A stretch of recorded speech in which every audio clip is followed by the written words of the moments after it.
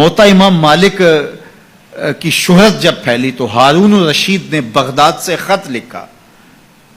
امام مالک کو کہ میں آپ سے درس حدیث لینا چاہتا ہوں، اور چونکہ میں یہاں بغداد میں ہوں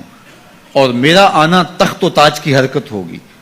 اس لیے اگر آپ تشریف لائیں تو کوئی مشکل نہیں ہوگا، تو میں اپنے شاہی محل میں آپ کے لیے، آپ کے خدام کے لیے اچھا انتظام کر دیتا ہوں، اور ان کی ضروریات کا پورا پورا خیال رکھا جائے گا۔ ماں شاگردوں کے آپ اگر بغداد میں تشریف لائیے تو کیا خوبصورت منظر ہو، اور میں آپ سے سیکھنا چاہتا ہوں۔ علامہ اقبال نے اس منظر کو بیان کیا کہ جب خط پہنچا امام مالک کو تو امام مالک نے خط پڑھا، آپ کے چہرے پر سرخ رنگت ظاہر ہوئی، اور آپ نے جواب میں لکھا، گفت مالک مصطفیٰ را چاکرم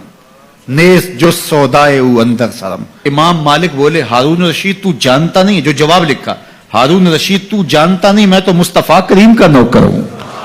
میرے سر میں کسی اور کا سودا نہیں سمایا ہوا، اگر تجھے شوق ہے علم پڑھنے کا تو یہاں مدینے میں آنا ہوگا اور طالب علموں کے ساتھ مل کے دو زانو بیٹھنا ہوگا۔ میں نبی کی حدیث لے کے تیرے دروازے پہ نہیں آ سکتا، نبی کی حدیث سیکھنے کے لیے تجھے میری چوکٹ پہ آنا پڑے گا۔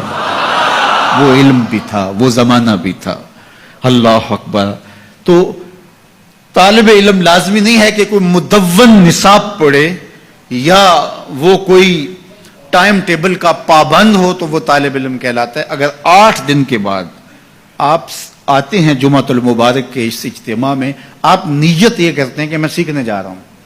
یہ میری ہفتہ روزہ کلاس ہے، مجھے کسی موضوع پہ کچھ آج سننا ہے، اس کو سیکھنا ہے، اس کو آگے پھیلانا ہے، اس پہ عمل کی کوشش کرنی ہے، تو آپ گھر سے چلتے ہیں اور سیکھتے ہیں، اور زندگی بھر آپ سیکھنے کے عزم میں رہتے ہیں۔ بوڑھے ہو گئے لیکن سیکھنے کا عزم کبھی بوڑھا نہیں ہوا۔ تو سنو میرے حضور نے کیا کہا، جو آدمی علم کے طلب میں اپنے سفر کو جاری رکھے ہوئے ہے اور اس نے ابھی تکمیل نہیں کی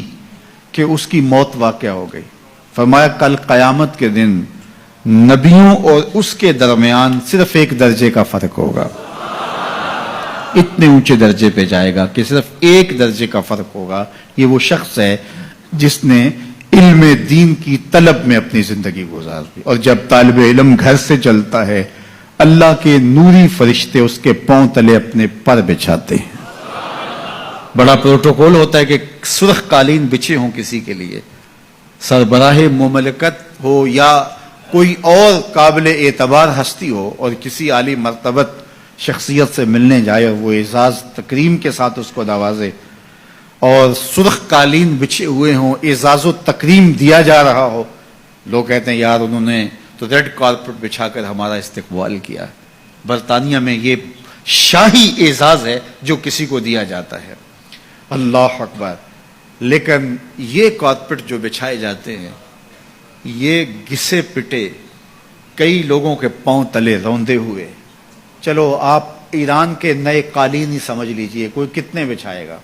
یہاں سے لے کے دروازے تک بچھا دے گا، چلو بائی پاس تک بچھا دے گا، کوئی کسی کے لیے 1 کلومیٹر 2 فرلانگ 10 کلومیٹر کتنے بچھائے گا، لیکن 2000 کلومیٹر سے چلا ہے طالب علم اللہ کے فرشتوں کے نوری پر، وہاں سے اس کے قدموں تلے بچتے چلے آ رہے، اور یہ قالین کسی دنیا کے کارخانے میں نہیں بنے ہیں، یہ فرشتوں کے تقدس مآب پر ہیں جو طالب علم کے پاؤں تلے بچتے ہیں۔ وہ اعزاز، وہ تکریم جو ان طالب علم کو دیا گیا ہے وہ کسی اور کو نہیں دیا۔ سب سے بڑی بات یہ ہے کہ اللہ کے محبوب علیہ السلام نے علماء کو اپنا وارث قرار دیا۔ نبیوں کی وراثت درہم و دینار نہیں ہوتا، نبیوں کی وراثت علم ہوتی ہے، اس لیے علم طلب کرنے کی ہم ترغیب دی گئی، اور اس کے لیے ہمیں جتنی بھی محنت کرنا پڑے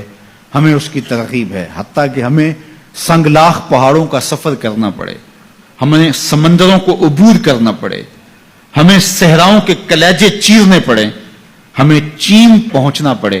تو ہم وہاں سے بھی علم کشید کر کے لائیں گے۔